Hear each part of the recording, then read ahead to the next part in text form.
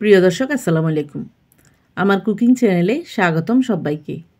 তো ভিউয়ার্স, আজ আমি আপনাদের সাথে শেয়ার করব লাউ চিংড়ি। এভাবে শীতকালীন কচি লাউটা চিংড়ি মাছ দিয়ে রান্না করলে গরম ভাতের সাথে এর পাতলা ঝোলটা খেতে কিন্তু খুবই মজা লাগে।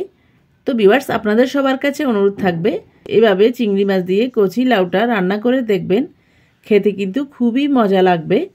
আর রেসিপিটি যদি ভালো লাগে তাহলে আমার চ্যানেলকে সাবস্ক্রাইব করে শুরু থেকে শেষ পর্যন্ত আমার রেসিপির সাথে থাকার অনুরোধ রইল। তো ভিউয়ার্স, চলুন দেখে নেওয়া যাক কীভাবে আমরা লাউ চিংড়িটা রান্না করব।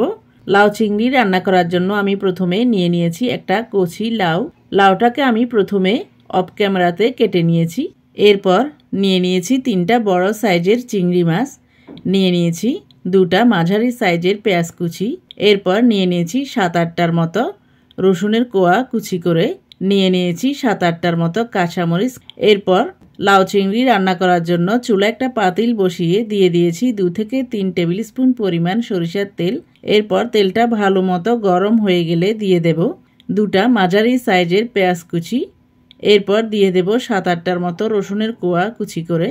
এরপর দুটো উপকরণই একটু নেড়ে ছেড়ে সফট করে ভেজে নেব।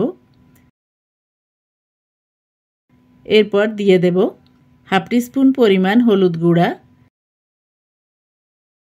দিয়ে দেব হাফ টিস্পুন পরিমাণ ধনিয়া গুঁড়া,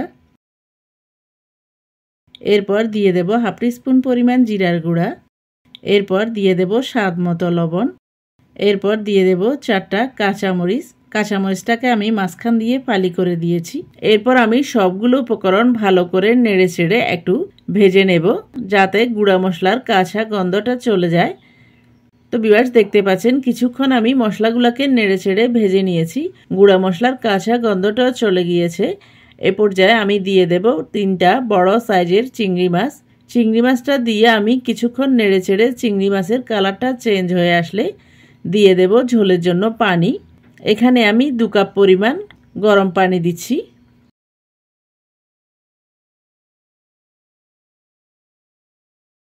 এরপর আমি ঝোলটা দিয়ে নেড়ে ছেড়ে একটু ঢেকে দিয়ে সবগুলো উপকরণ ফুটে ওঠার জন্য অপেক্ষা করব।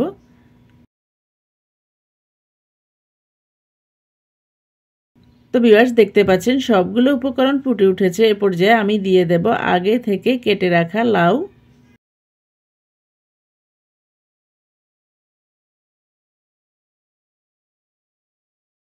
এরপর লাউটা দিয়ে আমি ঢেকে দিয়ে লাউগুলা একটু নিচের দিকে নেমে যাওয়ার জন্য অপেক্ষা করব।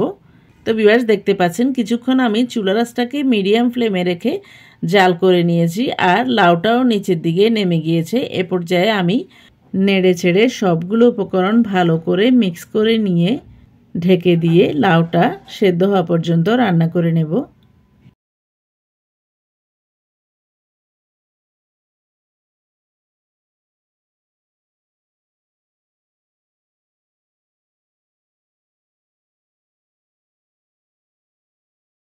তো ভিউয়ার্স, দেখতে পাচ্ছেন লাউটা একদম ভালো করে সেদ্ধ হয়ে গেছে আর ঝোলটাও কমে গিয়েছে।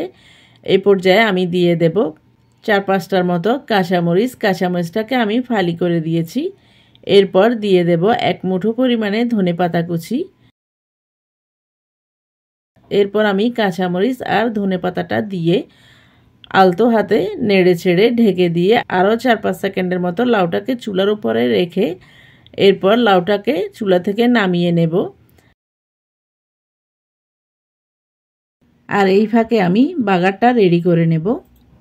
বাগারের জন্য আমি এখানে দিয়ে দিয়েছি 3 থেকে 4 টেবিল স্পুন পরিমাণ সরিষার তেল। এরপর তেলটা ভালো করে গরম হয়ে গেলে দিয়ে দেব 4-5টার মতো রসুনের কোয়া কুচি করে, দিয়ে দেব একটা মাঝারি সাইজের পেঁয়াজ কুচি। এরপর আমি পেঁয়াজ আর রসুনটাকে একটু লালচে টাইপ করে ভেজে নিয়ে দিয়ে দেব 3টা শুকনো লাল মরিচ। লাল মরিচটাকে আমি একটু মুসমুসে করে ভেজে নেব। তো ভিউয়ার্স, দেখতে পাচ্ছেন আমাদের লাউয়ের উপরে বাগার দেওয়ার জন্য বাগারটা রেডি হয়ে গেছে। এরপর আমি সরাসরি চুলা থেকে বাগারটাকে নিয়ে লাউয়ের উপরে দিয়ে দিলাম।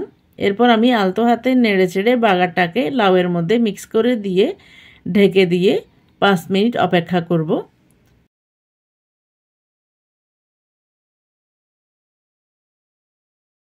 ফিরে আসলাম 5 মিনিট পর। এরপর আমি লাউটাকে সার্ভ করে নিচ্ছি। তো ভিউয়ার্স দেখতেই পাচ্ছেন লাউয়ের কালারটা কতটা সবুজ হয়েছে আর দেখতে কতটা লোভনীয় লাগছে।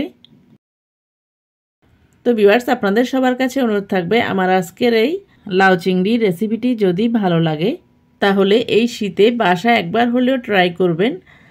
দেখবেন ফ্যামিলির ছোট বড় সবাই কিন্তু খুবই পছন্দ করবে।